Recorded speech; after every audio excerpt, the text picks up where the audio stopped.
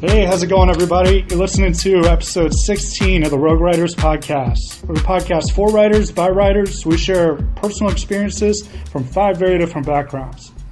Today, we're going to be talking about a writing tool that's really useful for creative writers. It's helpful for coming up with new ideas, and that is the writing prompt. So only 1 or 2 of us was familiar with it at first, but now we've all used writing prompts and wrote a flash fiction story, so we'll be reading those. And also, we're going to provide a writing prompt so you can write your own story. So, for intros today, we'll state our name, what we do, and we'll talk about a fiction idea that we've had, and we'll frame it as a writing prompt so you can use that to start your own fiction story if you choose. So, Tessa, would you like to start us out? Why not? Hi, I'm Tessa. I'm a PPC specialist here. And I've always kind of been, and like a lot of the books that I read as a kid were always centered around like, what happens when Earth is gone? Which sadly is becoming like a very much more like real kind of thought. So that could happen in my lifetime. Yeah, you know, it's kind of terrifying to think change, about. Global warming. Yeah, exactly. But, you know, and so I read a lot of books like that as a kid because that was, you know, most of the books I read were books that I raided from my dad's box of books that he had in the basement that he'd read as a kid. And he was a big, like, sci-fi fantasy kind of guy, so we always kind of bonded over our similar tastes in books and stuff like that. But I've always... There was actually a movie that came out about this not too long ago. I forget what it was called, but basically I've always loved to ask this question to people because it kind of throws them off of like, what do you think is the next step? Like, what happens after Earth is gone? And where does humanity start over? How does humanity start over? Because you realize that there's probably only going to be a very small percentage of the population that's able to make it off of our planet before that happens. Do we want humanity to start over? Exactly. You know, and Yeah, it's funny because we always think of ourselves as like kind of the supreme beings of the universe, which is ridiculous because the universe is a huge place, and for all we know, there could be, you know, human-like people on other planets that we just don't know about in other solar systems, and it's like, so, you know, I've always kind of been curious as to people's thoughts on that, because you get 2 very distinct answers. You get the very creative person who's kind of like, you know, I think we're going to find a new planet to live on, we're going to start rebuilding our civilizations, or the person who's like, oh yeah, obviously we're going to build colonies on Mars, like duh. And then you get the person that's like, I don't care, we're all going to die, I'm going to go live in a bunker. And you're like, all right, cool. So it's always just kind of curious to see how people go with that and what they think the story is going to be next. So, yeah. Nice, a good writing prompt. All right. Hi, everyone. I am Jeremy. I'm the social media manager here at Now Media Group. A prompt that I found pretty interesting. There was a book that just got recently turned into a movie called Ready Player One, where these kids and most everyone else in the world goes to this virtual world and interacts with all these pop culture characters from movies, video games. And I like that concept so much. I don't think the movie pulled it off in the way that I was hoping it would. I was hoping for more interaction with all these characters. Most of it was just like, oh look, there's that guy. Oh look, there's and that was it for the most part. But if a little more specifically, I think a really interesting idea would be kind of in that same concept is if this character either went into this world where they interacted with these specific characters from a story or something like that. One avenue I was thinking of is if they went into the world of professional wrestling, and I'm coming out of the closet a little bit here. I'm a huge pro wrestling fan, and like real wrestling or like WWE? Like wrestling? the fake stuff, like the fake or the better. John Cena right. and all Yeah, that. so I just think it'd be really interesting if there's a character that tried to get into that and learned that it was actually all real, and everyone That would be so wasn't awesome. faking, and if like Hulk Hogan like shook his fist really hard, he like miraculously like healed his injuries, and like the Undertaker was Nice. like impervious to damage. Did you ever see that movie with Mickey Rourke, The Wrestler? I Yeah. didn't. I hear That good was things about That it. crazy. was so good and dark, too. Where he was just like, Yeah. and he Yeah. was all distorted. Yeah, looking. kind of gross looking. Yeah. Powerful But it was a movie. good movie. There was a good That's what I've heard, theme. Yeah. for sure. But yeah, things along those lines, just interacting with kind of fictional characters. I think I've always thought about that as a kid. Like, oh man, I wish those guys were real and I could hang out with them. Yeah, absolutely. Pro wrestler. Yeah, good Yeah. question, man. Who's your favorite of all time? Probably Stone Cold Steve Austin. Really? Yeah. See, mine's definitely The Rock. Yeah. Like, The Rock. definitely The okay, Rock no, was good, it's yeah. a straight up tie between The Rock and John Cena because not only are they completely badass, but they're really good people. They're great actors, Yeah. too. Like, They they're both great actors made and they're that really good transition. people, and you know. Isn't Ronda Rousey getting into... She is. Okay, She's so into I've it. always And she's a dug natural. She's Really? awesome. Nice. She does really, really good. Because The she's funniest- just if you guys- bad. Yeah, you she guys is seen that, badass, the for like sure. Twizzler commercial where it's like, oh, you can't be like mad or serious when there's Twizzlers, Yeah. and it's Ronda Rousey, and this like Twizzler, they're like poking her with a Twizzler in the face off camera, and she just starts like cracking up, and it's like this weird moment of like this super serious person like showing a little piece of Her humanity. gimmick. She's really Her gimmick fascinating. right now is to just be like the nicest person ever. Really? Always smiling, but like as soon as the bell rings, she gets that face, Yeah. and you would not believe how much because the wrestling purists would like scoff at the idea of like an outsider, like she won't know what she's doing. Well, I Like, think For her sure. fans She's so were good. her fans were like upset that she went into pro Oh, yeah. yeah, they wrestling. want to do It's- that fake goofy stuff. Yeah, I'm but sure I she's never making watched. bank, though. She is Doing it. Exactly. She's not killing herself anymore. I actually, Yeah. I went to high school with a guy who got out of college, signed a contract with the WWE. Oh, really? Yeah. Interesting. Wrestled all through college at Lehigh, I want to say, something like that. Yeah. Wow. That's really interesting. All right. Okay, hey, I'm Amy, and I'm a copywriter and SEO associate here. So a story idea I've had for a long time, I actually came up with the title first, and it would be called I'm Your Biggest Fan. And it's about a musician who just released his debut album and is on his way to being a superstar. But he has this one rabid fan who's just out to get his attention or ruin his life no matter what. She just wants to get at him. So she just happens to be a really brilliant scientist, but really mentally unstable. And she just discovered this way to use DNA to basically create human life. So the idea is like, what happens when she gets a piece of his DNA? Like she rips his hair out at a concert or somehow gets a blood sample.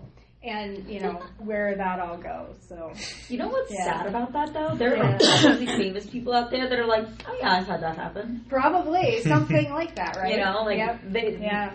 That's just like terrifying to me, and that's kind of like the one thing about like, when you're young and you're like, oh, I want to grow up to be rich and famous someday. You don't think about that part about like The stalker the element. freaks that come after Yeah. you, and I'm like, no. Yeah, and like being afraid to leave the house. You Or don't like really- having to walk around with like bodyguards 24/7, like For Yeah. sure. Yeah. Well, that one girl who was famous from, I think she was successful on American Idol or something. She was like super young, and I think in Florida, she was just on the street, and She some got dude who was killed. stalking her, Oh, freaking yeah. shot her. I know. Yeah, so Christina Grimmie. yeah, that's who it was. Yeah, so that's crazy, Yeah, man. it was her. It was after one of her concerts. Yeah. Yeah, Yeah. man, there's some A crazy crazies out there. fan. It's like you just make your radar bigger to attract crazies when you're I just, famous. Yeah. Serious. Oh, okay. I didn't know if you were finished. Hi, I'm Gerry. I'm a content writer here. And my prompt is all about navigating a Saturn return. So, a Saturn return, every 29.5 years, the Lord of Karma planet bestows its authority and leadership in our lives, whether we like it or not, and whether we feel it or not. The key is to know about it from the get-go and navigate accordingly. The first Saturn return is considered a coming into a new age of holy shit, what do I do now? Sorry, I always cuss. I don't mind. Holy shit's my favorite thing. This happens at age 28 to 30. The second Saturn return occurs between the ages of 58 and 60, and that person is considered an elder.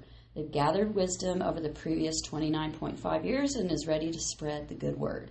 The final Saturn return happens at age 88 through 90. And if you are lucky enough to survive that stage, A person basically says what they mean and mean what they say. There's no gray areas.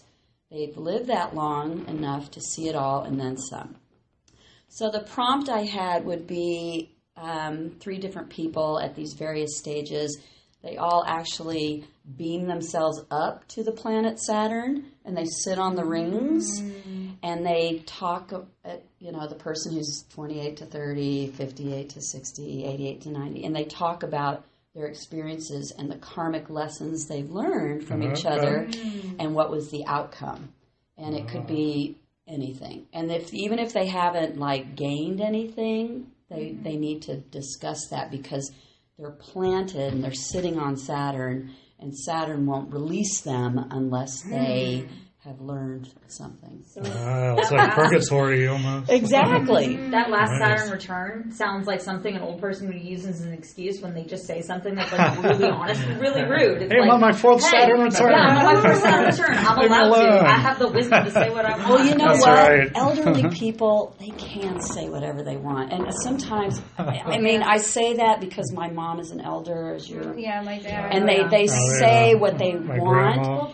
And they say, I refuse to change, and the whole thing. But at the same time, there's little snippets of oh, man, I guess you're right. But you don't get that until later. It's I don't know, so that funny shittiness was for a reason. Yeah, right. My grandpa, he loved to tell stories. And the problem with that being is because he grew up in a different time where different terminology was used. Sometimes he would say something, and you're sitting there, and you're like, you can't say that anymore, but you're also 90 years old, so I guess it's okay. My dad too. Yeah. They're like, but I also right. He'll be telling stories about going off to war and I also different parts of the world. Their life experiences, and if they've had maybe a repressed life, and then all of a sudden they hit this point when they're 90 and they just unleash the voice. That's true. Because they've been so repressed for so long through maybe world wars and whatever, and however they were raised. Well, then they just judge you if they haven't had an exciting life in their own right. Exactly. And they want to live vicariously through you, and they're pissed off that I'll never forget when I had long hair, walking into the room, my grandma was like, oh, you look like Michael Jackson. No. It's God damn it, Grandma, come on. What are you doing to me? It's Did you start moonwalking? I'm making an appointment at the haircut place the next day and shit. That's what I mean. They say stuff, and you have to think about it. Yeah. I scared the crap out of my grandparents once we went up to their house for the holidays, and they didn't know that I dyed my hair. They had always known me as a very, very platinum blonde child. And I walked into that house with my hair dyed this dark auburn, red-brown color. And it freaked them. I walked up the stairs, and my grandparents were kind of staring at me, and they were like, my grandma goes, what'd you do to your head? And I was like, okay. I know, that's what I mean. They're just raw. They're raw and pure. Yeah. Whether we like it or not. Yeah, very true. It can be abrasive. But anyway. All right, so I'm Nick. I'm a local SEO specialist here and a freelance writer and copywriter. And the number one novel concept I have that I've started writing a novel on, I've outlined it and stuff like that, is that evolution is something that's really interesting to me, and all the stuff that we're doing to the environment with global warming, like Gerry mentioned, things like that. So what if other animals besides just apes, we evolved from apes, what if other animals started to show signs that they're getting smarter, using tools, and conspiring with each other against humans? So basically for the writing prompts, it would be, what if you're the head of security in a village, and so far all your people have lost 3 hunting parties to a pack of these newly evolved, extra intelligent wolves, and they're just using different means than other animals have ever used. They're smart. They're planning their assaults and all this. So what is your approach to even investigate this, figure it out, and that kind of thing? So. Nice. I was going to say, when grade school, I mentioned I grew up in a very Catholic environment, and we had a nun who was at the head of the class, and when it was a theology class, and she mentioned, we were talking about the whole thing, And I raised my hand. I said that we evolved from apes. Man, she threw me out. I had erasers thrown in my head. I had every kind of, I remember saying that. My brother said we evolved from apes. And she's awesome. Get out. Swatted me. Show her some Charles Darwin. Look, it says in the book. Got detention. My mom grew up on Catholic awesome. school, too, in downtown Chicago. And so it was funny because she went to school and she ended up having the same nun in school that her mom had. Oh, man, she's still there. The funniest thing. They don't switch careers a lot. Wow. So funny. That's crazy. I haven't consorted with very many nuns in my life, but I don't know what I'm missing. Not much. So what was your guys' experiences in writing these? I know for me, it took a couple hours. It was on Wednesday, and it was a day where I was doing a lot of work from home anyway. And so later on in the evening, I had the whole living room to myself, actually had a few beers, and took a couple hours and really had a fun time writing my flash fiction. It really made me think I'll do more in the future. And I just had my variable stand-up desk there and I just really got into it this time. And so that's a cool thing about fiction, I guess. Sometimes you can really get into it. But what about you guys? What was your experience like, your setting, your distractions? What was your experience like in writing these this time? Ever since I was, probably a freshman in college, I've always had a folder on my computer that's just like random snippets of writing that I've done, whether it's short flash fictions or ideas that pop into my head, like prompts and stuff like that I can always go back to if I'm ever feeling stuck. And when we were first talking about writing this flash fiction, I kind of started to dig through there, and it's funny because there's flash fiction ranging for me from ages of probably 12 until, I'm 23 now. So over 10 years of me at different stages in my life writing about different things, and most of it's fiction or fantasy or sci-fi related. But it's just always funny to go back and use those for inspiration because your imagination is different at different ages, right?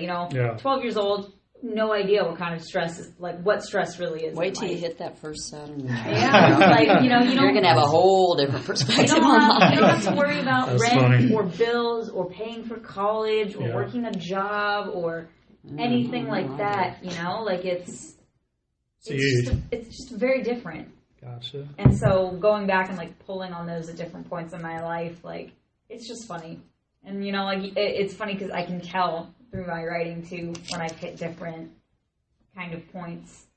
That's interesting. That's been brought up here before by I think you and Amy about how you would have a separate thing where you keep a lot of snippets and how that helps and lends to your creativity and stuff. So that's cool. Yeah. Yeah, I listen to stories kind of similar to the one that I wrote all the time when I'm working, when I'm not listening to music, and it's just kind of sometimes you listen to stories or read or watch a movie and you just think I would have done that differently. Podcasts? You listen to podcasts? Yeah. Nice. All that stuff. What's a good wrestling podcast? We'll talk about that later. But you just think oh man, I wish I would have done that differently. So that's basically what I did for my story. I just all these different stories that I listened to. I kind of combined them and changed things that I would have done differently. Interesting. So, and it just like I said earlier before we started recording, this story came kind of quick to me just because I listened to stuff like this. Yeah. If we had to do this 3, 4, 5 more weeks, in a row, I'd probably have a tougher time thinking of a new story. So. Okay, interesting. Yeah. Cool.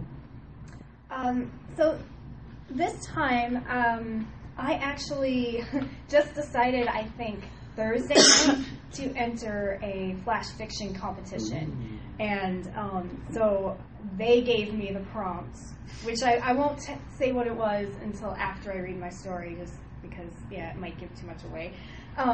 But I got the prompt at 8:59 p.m. on Friday, and then I had 48 hours for this competition to write the story. Interesting. So I had to have it in last night, Sunday night at 8:59. Did they give you a word count, Max? Yeah, 1,000 words. Nice. And this is a really strange thing because I wrote it in Google Docs. It was exactly 1,000 words. No. And then I didn't check it when they wanted it in a Word doc.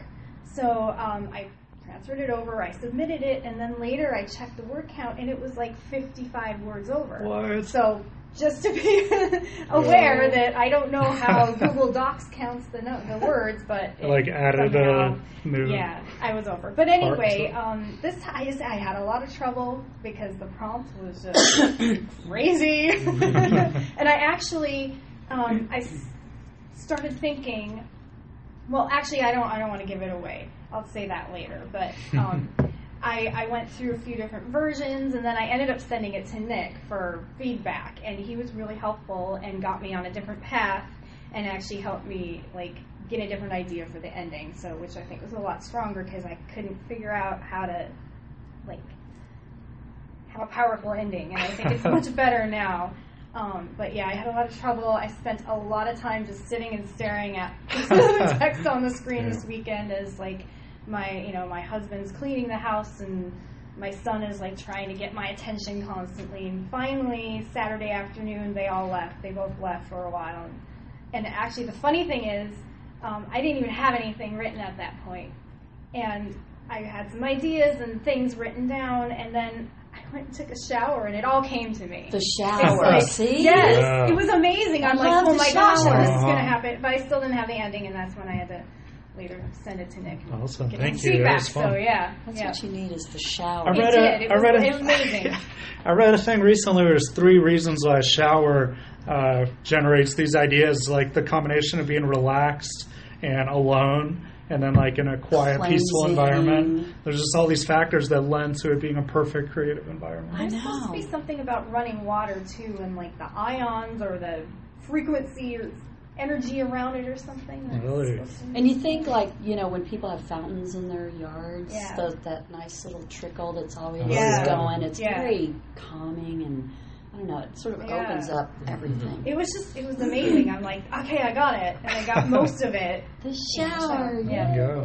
Yeah. Mine was basically, because I did a micro prompt, so I didn't, I kind of have been seeing butterflies everywhere, and I take pictures of them all the time and write my own little story that I'll post on Facebook, and everybody's like, huh? It's like, oh, okay, I get it. But anyway, so when I saw that particular prompt out of all the choices that we were given, that was the one that mostly resonated. And I wrote it within, 15 minutes. I was like going to town. It's like one of those things like Friday- how Jimmy Buffett read Friday the night, yeah. Well, I had a napkins. glass of red wine too, so that always Nice. helps. That definitely helps. That definitely helps. Awesome. Alrighty, so for the featured segment today, Jeremy has a passage highlight he's going to share with us. Yes. Okay. So my passage that I selected was from a book called The 12 Rules for Life by Jordan Peterson, who's a Canadian clinical psychologist and a professor of psychology at the University of Toronto. And in his book, he has a passage that says, life is suffering. Love is the desire to see unnecessary suffering stopped. Truth is the servant of love. Dialogue is the pathway of truth. Humility is the recognition of personal insufficiency and the willingness to learn. To learn is to die voluntarily and be born again. So speech must be untrammeled, so that dialogue can take place, so that we can all humbly learn, so that truth can serve love, so that suffering can be stopped. And he has another quote that says, if you don't say what you think, then you kill your unborn self. And that kind of goes along with to learn is to die voluntarily and to be born again. So every time you're learning something, you're becoming a new person, you're constantly evolving. And so I like how the message, at least in this specific passage, is to not stop yourself from growing, from evolving, from learning. From Saturn from returning. changing. Yeah. Returning from Saturn. Yeah, stay the hell over there, Saturn. From returning from Saturn. And I just think those are some good words. That is awesome. Who's the author on that? Jordan Peterson. Jordan Peterson? Yeah. Very cool. Yeah, I like that. I almost want to see a chart of like, okay, dialogue is what again to the truth, and because it defined like 10 different words. Is it a TED Talk? No, he does like speeches around campuses, and obviously he's a professor at University of Toronto. So Nice. I don't know if he does like actual TED Talks, but he does like speeches like that. Oh, cool. So that was a podcast, right? He just what? I'm sorry. So he gives podcasts at all? He goes on podcasts. Okay. Mostly just like actual like. I just wanted to research him. That's why I was curious. Yeah, he's an interesting guy. That passage seems so un-Canadian. I know. I love Canadians. Very cool. All right. Well, thank you, Jeremy. All right. So the next part is we're going to read the flash fiction stories we wrote. But first, we're going to read the writing prompt that inspired each of our flash fiction. So as far as the writing prompt followed by the flash fiction. Tessa, do you want to start us out? Yeah. So my writing prompt was essentially this dude gets wrongly accused. I changed the one I was going to do from our meeting on Friday, but this dude gets wrongly accused of murder, ends up on death row, and then his estranged brother ends up being his new guard. Whoa. And they set off to like prove his innocence. And so that's kind of the prompt that I decided to go with because I'm a huge I kind of have this weird obsession with crime TV. Like, I've watched all 14... Because you're going to be a lawyer. Yes. Yeah. In another life, I was a lawyer. I've watched, all 15 seasons of NCIS, a million times through, to the point where, it's, not good. But it's fun. Whatever. I wonder if that's ever happened in real life for guys in prison. It's like, oh, don't worry. My bro's, the guard to bring me, snacks and all kinds of stuff. Oh, in real life, there's probably laws against that because it would be a conflict of interest. Probably. Just like, somebody can't be a lawyer for someone if there's any familiar or personal connection to that person. So there's probably all kinds of rules and laws about it, but it's fun to think about. So yeah. 5 years, 126 days, 3 hours. But who was counting? I was. I would go even further down into minutes and seconds if I had any way to track those increments of time in my 6x9 little concrete box. Death row is a funny thing. We are considered the worst of the worst criminals, the ones not even worthy of redemption. Yet once on the inside, we were afforded more freedoms than most of the incarcerated. I could never quite figure out why that was the case, but that's just the way it was. I had been inside almost 3 years when Evan showed up. He was a tough guy, just like I remembered him, but never brutal like some of the guards were. But more importantly, he listened when I talked. Though I don't think he believed me when I told him that me being on death row was a huge mistake. I can't blame him. The last time he talked to me, I had been lying through my teeth. About what? Isn't important, but we hadn't spoken to each other in probably 10 years. Now, we didn't have a choice. We spent every day never more than maybe 100 feet away from each other. And slowly, I guess over time, he had learned to start to believe what I was saying. It wasn't adding up in his head either. And that's how it started. This whole mess of trying to get me out of that place. The night that Amelia Smith was murdered, I was across the city. I had been doing some contracting work at the new office complex being built on 3rd and Aspen. It was probably 6 or 7 by the time I left. I had been finishing looking over the schedule for me and my guys the next day. Well, I never made it to work the next day, as you know. I woke up at 5 a.m. to the cops breaking down my door. A sketch, a roughly drawn face on a sheet of white paper that resembled probably every other Caucasian guy in the entire city. That was the entire basis for dragging me in for a lineup. I found out later that the witness picked 3 or 4 people out of a few different lineups that could have been the guy she saw, and I was one of them. They questioned me for hours that day. Why? Because I had one other mark on my record. For what? Selling pot as a teenager, which made me a hardened criminal, right? So, anyway, after sitting through an interrogation, I was let go. But they came to get me a couple weeks later, stating they had new evidence that proved I had killed her. My first trial was a mess. My lawyer, a joke. Evidence wasn't tested, assumptions were made. I was convicted because I could possibly be the right height and weight. And no one seemed to care that evidence had been mishandled, timelines didn't match up, or that somebody else's fingerprints had been at the scene. But, as we all know, I ended up on death row anyway. Till now. 5 years, 126 days, and 3 hours. That's how long it took for all of the sketchy evidence against me to be reviewed. And now I'm sitting here, waiting for you 12 random men and women to decide whether I go back to that hell or if I'll finally be free. 6 hours, 38 minutes, and 12 seconds. I watched the clock. That's how long it took for 12 men and women to decide my fate. Evan sat with me. We watched together, wondering if the years of digging, poking, and prodding had been worth it. And just like that, we were ushered back into the room.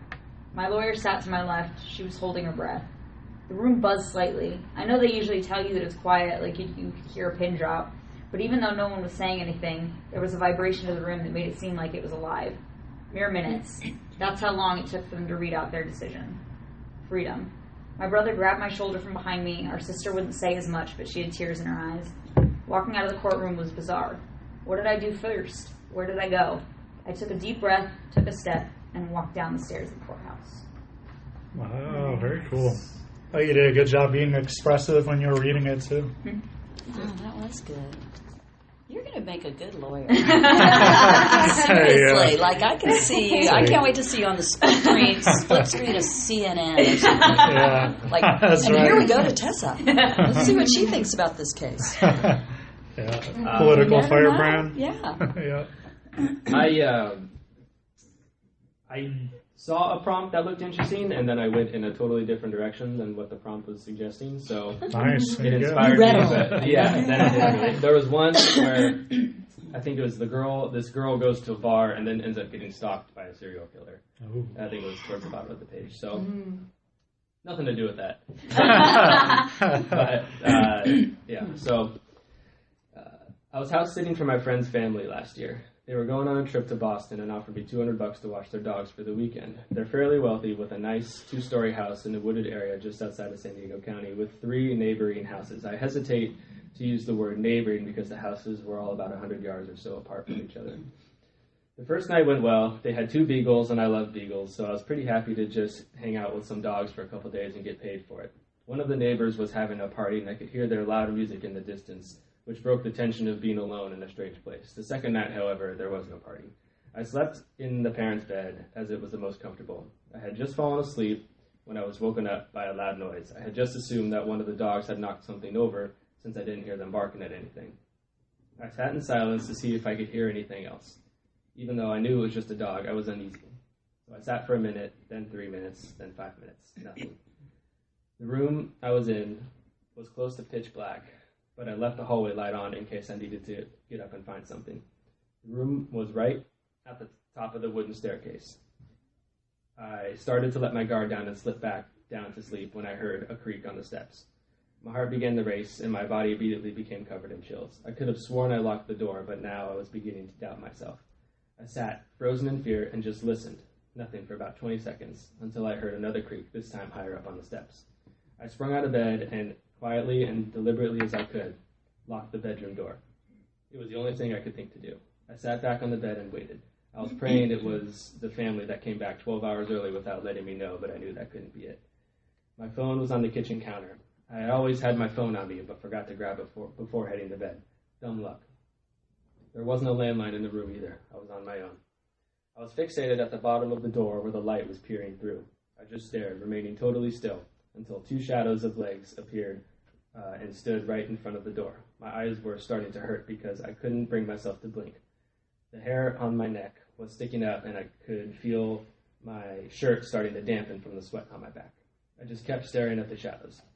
Whoever this person was had been watching me and knew this was the room I was in. I had no idea what to do, but I figured just sitting there would be the least likely strategy for survival. So I blurted out something in a deep voice that seemed threatening. Go away, the police are coming, I have a gun, and also the neighbors are coming. 3 lies in a row. I waited for a response. Nothing. No movement from the shadows or anything, only silence. They attempted to open the locked door to no avail. I couldn't control my heart rate. I thought if I was going to die, I was going to die fighting. So I was going to take the fight to whoever was out there. I creeped towards the door where the shadows were standing. The handle would occasionally be tinkered with, probably in an attempt to unlock the door. My plan was to unlock the door, fling it open, and startle whoever was there, then preferably run to a neighbor's house or fight till the end. Admittedly a terrible plan, but it was all I had. I calmed my breathing, closed my eyes, locked the door, and simultaneously kicked the door open. Bang! Oh. Ready for whatever awaited me. I saw nothing. He was like in a dead sleep. Nobody was there. I ran and checked the surrounding rooms to see if anyone was there. Nothing. I went downstairs and saw the 2 dogs lying down fast asleep. The front door was locked. How could that be possible? I imagined the whole thing. I didn't sleep for the rest of the night and left as soon as the family returned. I didn't tell them what I thought had happened. I used the $200 to help pay for a security system at our house. Needless to say, I wouldn't be house sitting for them again. A week later, I received a call from them asking if I knew anything about the dirty footprints in front of their bedroom door. Ooh. Nice. That sounds like a true story. That's very creepy. Yeah, I like the sound effect. Yeah. It's really had a lot. Everyone was paying attention. Right. Yeah, like Michael Winslow from Police Academy. In the room. Awesome. Okay, so I'm not going to mention my prompt until after because, yeah, I just wanted to be a surprise. Anyway, it was really difficult because, like I said, this competition, they put really unrelated things together, and it's definitely a challenge. So mine is called The Prank. Ralphie and Jeff sat in their favorite hiding spot at the top of the stairs and watched over the railing as the women of the Tuesday afternoon book club made their way into the living room. As they had done many times, the two friends discussed the prank they had planned for the afternoon. They both agreed it had to be epic. "Did you find it?" asked Ralphie. "Please tell me you did. I can't wait." "Yeah, I found it," said Jeff. "It's been a while since I used it and the batteries were dead." "What? Now what are we... Don't freak out. I found new ones. It's all ready." "Well, what are we waiting for? Let's go get it," said Ralphie. The boys jumped up and ran down the hall to Jeff's room. Ralphie got there first and turned on the light. "Wow, it's more awesome than I thought," he said, as he went over to the far corner of the room. He picked up the blue and silver, 2-foot-tall humanoid robot. "Be careful," said Jeff. "It was a gift from my uncle for my birthday last year." Okay, geez, I'll be careful," said Ralphie. "This robot is amazing. All I got for my birthday was clothes and a book." He looked up at Jeff, who looked concerned. "Hey, you're not going to bail on me, are you?" "No, not me. Let's do this." "Okay, how do you record? We should have someone yelling or something." "Will this work?" said Jeff, as he picked up the robot's remote control and pushed the first of the 8 silver buttons. "Hey, you get out of here, you son of a bitch," said Jeff's father in a stern voice from the speaker on the robot's chest. Jeff shrugged. He was trying to get the neighbor's cat out of the yard again. "Yeah, that's perfect," said Ralphie. "Do you have any others?" "Sure," said Jeff. "I set the robot on the auto function so it would start recording any time it detected sound. I left it in the kitchen all afternoon. Who knows what it recorded?" "Awesome," said Ralphie. "Okay, we should have a farting sound." "Check! I got that yesterday from my sister," said Jeff, as he pushed the second button on the remote. "Ew," the boys chuckled in unison. Downstairs, the women of the book club were getting settled into another afternoon meeting. "I wonder what the kids have planned for us today," Jeff's mom, Megan, said to Ralphie's mom, Sarah. You never know with them," said Sarah. "They always find a way to entertain themselves and us." "I'm so glad the boys are going to be in the same class again this year," said Megan. "Do you think..." "Okay, ladies, enough chit-chat. Let's get down to business," said Elizabeth, the self-proclaimed leader of the book club. The other 6 women in the room rolled their eyes. "As you remember, we were all supposed to get through Chapter 4 of 50 Shades of Grey. Although, I still don't know how we decided on this one," she said, glaring at Sarah. "Hey, I can't be the only one who wanted to read this, right?" said Sarah. The rest of the women looked anxiously at Elizabeth for an answer. Elizabeth shook her head and looked down. "Okay," she sighed. "So what did you all think?" "I thought it sucked," said Amanda, who was already feeling her first glass of Chardonnay. "What do you mean it sucked?" said Sarah. "I thought it was amazing." Back upstairs, the boys were preparing to execute their prank. With Jeff hauling the robot and Ralphie holding the remote, the 2 boys pressed down the stairs, eager to carry out their plan. Ralphie stopped halfway down. "Hey, how does this remote work? How do I know which buttons to push?" "The 4 buttons on the top are the sound that we just tested," said Jeff. "Well, what about the ones on the bottom?" "I've never been able to get them to work," said Jeff. "Huh. Okay, I'll create a distraction, and you get the robot into position," Ralphie said to Jeff. Jeff crept down the stairs. No distraction would be necessary. The women were in a heated discussion about whether the main character's inner goddess would ever stop acting like a bratty little girl. They didn't notice as he placed the robot behind the sofa, where Elizabeth and Amanda sat. He quickly retreated back up the stairs as Ralphie was about to push the first button. "Wait, do this one first," said Jeff. "Okay," said Ralphie as he pushed the third button in a row. A farting sound emanated from behind the sofa. Elizabeth and Amanda looked at each other in disbelief and disgust. The others started giggling like little girls. "Maybe you should have skipped the beans, Elizabeth," said Amanda, now well into her second glass of Chardonnay. "What? It wasn't me," said Elizabeth. "It wasn't me either," said Amanda. Ralphie pushed the second button. "Hey, you get out of here, you son of a bitch," came a man's voice from behind the couch. "What? Is my husband home?" said Megan. Ralphie pushed another button. "Knock it off, you creep," said a woman's voice. "What did you say, Megan?" said Elizabeth. "I asked if my husband was home." "No, just now. You said knock it off, creep." "No, I didn't." "Yes, you did." Jeff, distracted by chaos, grabbed the remote from Ralphie and pushed one of the bottom buttons. "Wait," said Ralphie. "You said that one doesn't work." "Do you think we should tell Jeff we found his real parents?" Jeff's dad's voice came out of the robot. "No, not yet," said Jeff's mom from the speaker. "He doesn't even know he's adopted. It'll break his heart." All the women looked at Megan with shocked faces, waiting for a reaction. After what seemed like an eternity, Megan said, "All right, everybody out." Upstairs, Jeff's face turned white. The remote control dropped from his hands and bounced down the stairs. That was the end of the Tuesday afternoon book club, and it was the last prank the boys would ever attempt. So, my prompt, which I had no idea what the hell I was going to do with at first, the genre was comedy.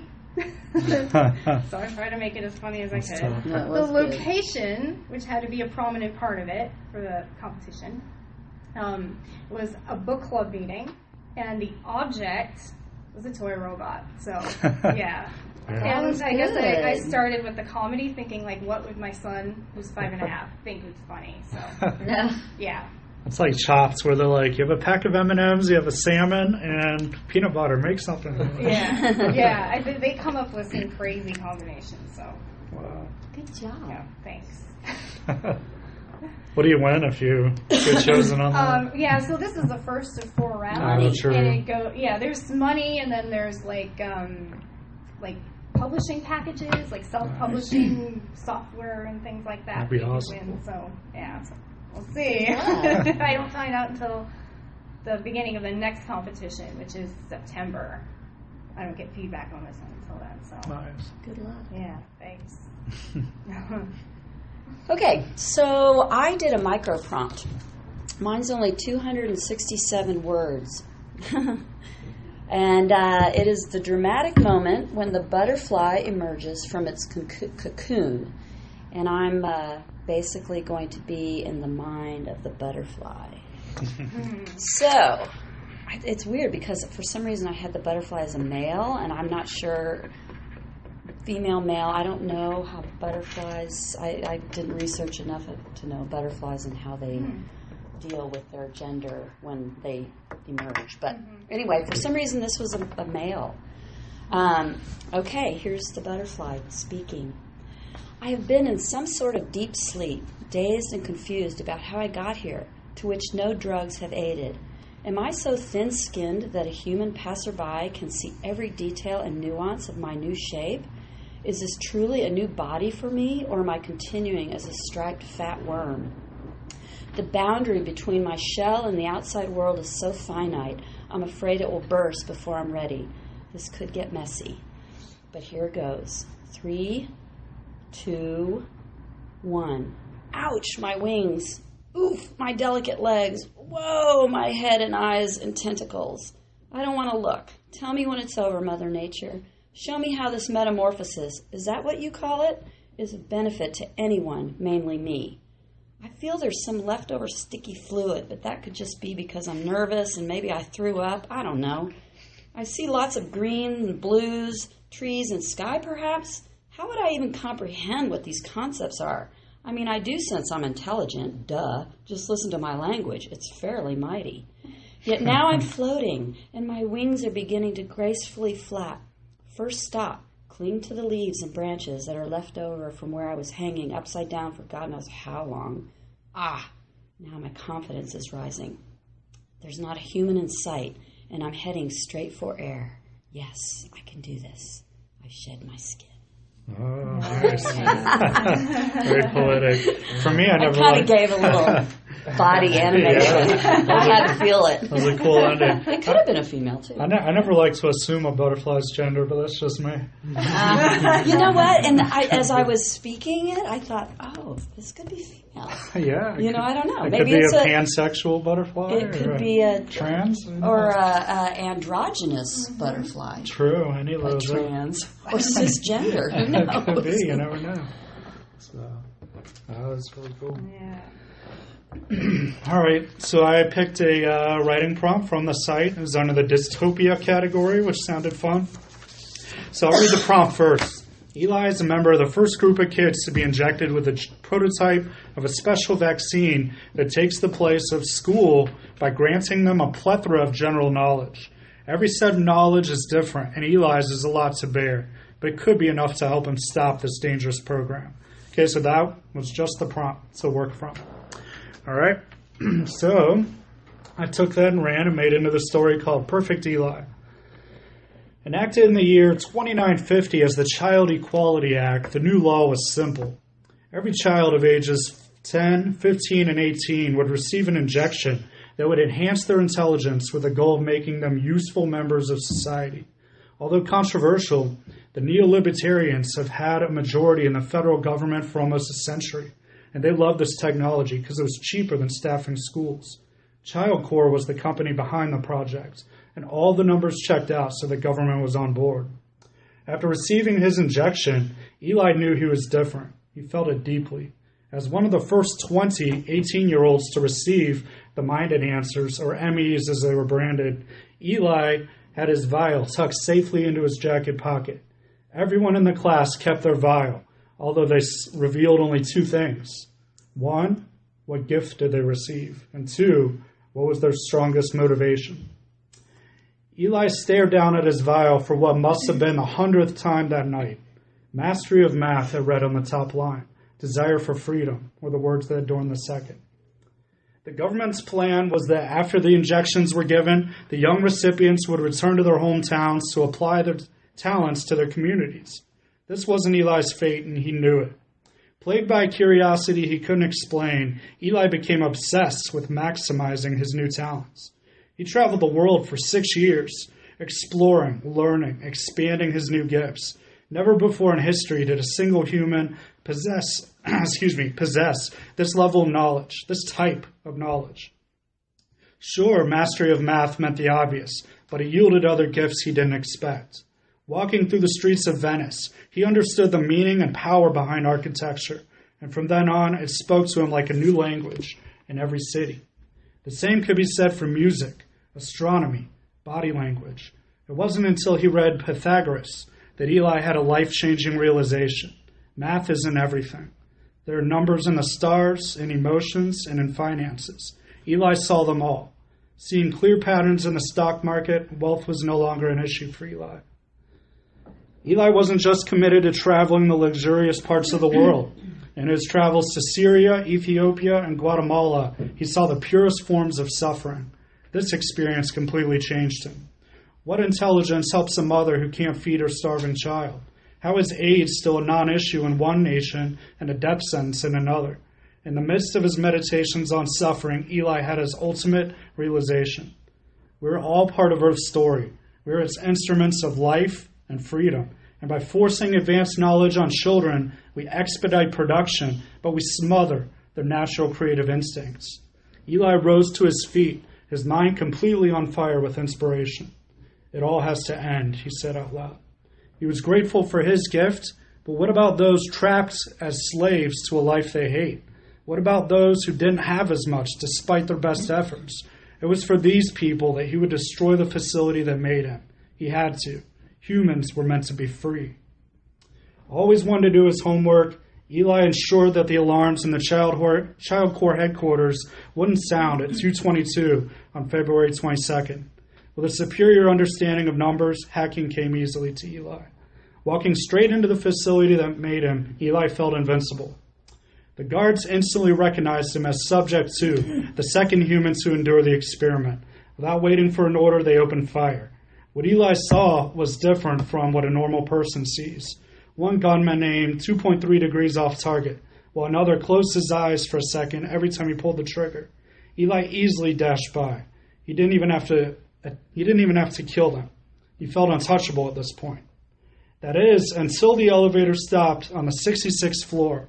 One man stood in the room, and as he noticed Eli, the man sank into a focused fighting stance. The word Ash adorned his uniform like a name tag, and it was accompanied by a chevron and at least 6 stripes. In his eyes was a fire that burned with an intensity that matched Eli's. Eli saw the most likely path in an instant and made a run for it. Ash responded with a kick that connected cleanly, knocking Eli across the room and into the wall 6 feet away. As he hit the wall and fell to the floor, 2 of Ash's loyal guards ran in to restrain him. As Eli lay there getting cuffed from behind, he noticed that a vial rolled out of Ash's pocket. It had a number 1 on it, implying he was the first to receive the enhancement. In his final struggle, Eli read the details of Ash's vial. Master of Words was the gift Ash received. Protector of our people was written as his ultimate purpose. This gift afforded other skills as well. Through his mastery of words, Ash inspired genuine loyalty in his peers. With his charm and connections, Ash quickly became the head of security at Child Corps. Well, another one bites the dust, Ash sang with his own charismatic vibe, completely removing tension from the situation. Formulas raced through Eli's head as he was hauled off. Indeed, not everything could be explained by numbers and logic. Eli had to learn his most painful lesson yet. Perfection was his biggest weakness. What was your prompt again? The prompt was the whole thing about Eli's a member of the first group of kids to be injected, where it gives them intelligence, and he wants to stop the program. Oh, cool. Nice. Those were all really good. Awesome, yeah. Good job, everybody, on your stories. And now we go to quotes. So, you want to start us off again with that, Tessa? We'll go around. Sure. Mine is actually from one of my all-time favorite TV shows, NCIS, just because I got the idea in my head while I was writing my flash fiction. And it goes like this. We collect secrets over the years. We hide behind them, depend on them like aces up our sleeves. We think we have to protect the people we love from the truth, but the truth isn't the poison, it's the cure. Oh, interesting. To go along with the wrestling theme that we had going on earlier, one of my favorite quotes of all time is after Stone Cold Steve Austin beat Jake the Snake Roberts at King of the Ring 1998. He cuts a promo that kind of kickstarts his fame, where Jake the Snake was kind of doing a religious gimmick at the time, where he was reading scriptures before each match and kind of being like a religious figure of some sort. And then Stone Cold beats him, and after the match he says, you talk about your songs, you talk about John 3:16, Austin 3:16, says I just whipped your ass. And it's just if I could listen to that at the start of every day, it would put my day. Wouldn't that be a wild job to be a writer on there? Like to write those scripts? That'd be such a wild job. Yeah. To be like one of the writers for that. Wow. Interesting.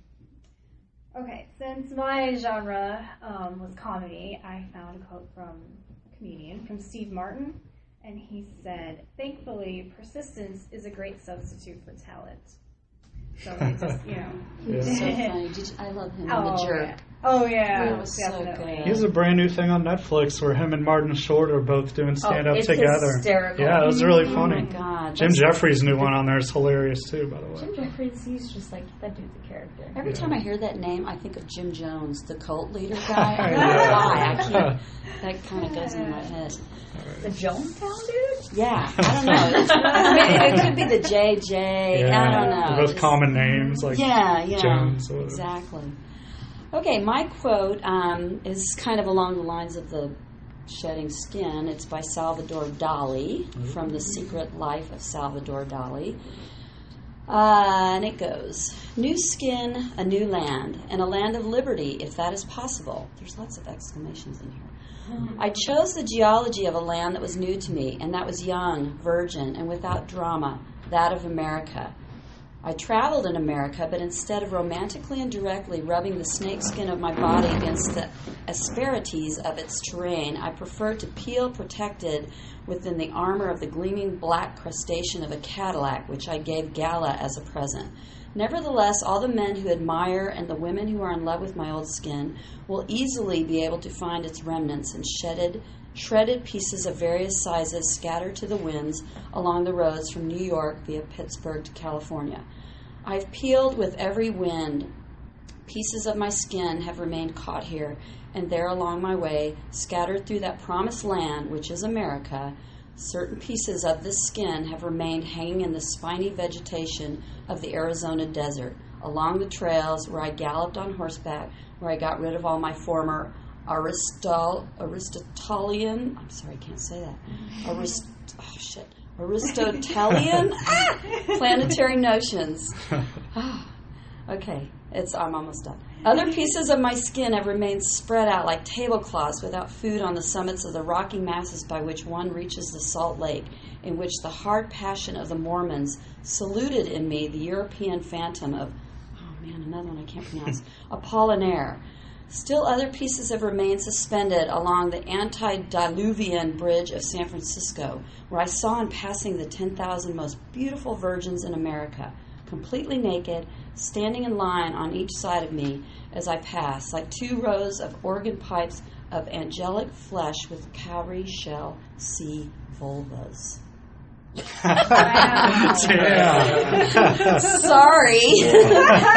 But Salvador Dali, and I apologize, that was so long and I couldn't pronounce half the So he did books? Like, I thought he was an artist. But this was apparently The Secrets, whoever wrote The Secret Life of Salvador Dali, or somebody wrote it and they quoted him. Interesting. Actually, I don't know who wrote it, I apologize, but it's about his life. He was a real trippy dude. Yeah, that mustache. He was a nutter butter. He was a nut. And what's so weird is I think when he came to America and his vision of what he saw it based on how cray he kind of was, it sort of depicts there on everything I could not pronounce. He used some crazy words. I should have just gone with that Neil Gaiman quote I had in the beginning, which was like 2 lines. Well, conversely, mine is ultra short this time, for the first time ever. I chose a short one. So it's by Mark Twain. Writing is easy. All you have to do is cross out the wrong words. And write so you can read your own damn handwriting, too. Excellent. All right. There we go. Thank you guys so much for tuning into the Rogue Riders podcast this week. Check back every week at nowmediagroup.tv/rogue-riders for new episodes. You can get more from Gerry at 8pauswellness.squarespace.com, more from me at livinglifeboutique.com, and check out some great interviews on Boo Food's Facebook page. Thank you to Dirty Rose Productions for our intro and outro music, and have a great week, everyone.